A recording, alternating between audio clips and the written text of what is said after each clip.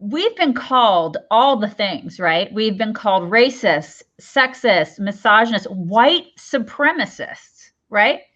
Like, I mean, you and I have been called so many things for the past, 13 years since we've had our website.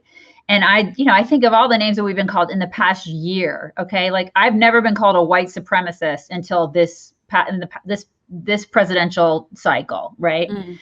And I'm like, white supremacist, like what's that? Like, what are you talking about? Well, you're white. You're white. Well, I mean, obviously I'm like so transparent. I'm like, you can see my kidneys. If I'm a see-through, I'm so white. But I mean, people have called us like names we've never even been called before just because of President Trump. Right.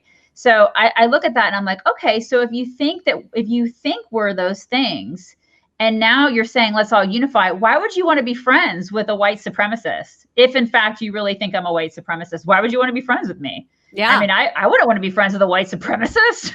Would you?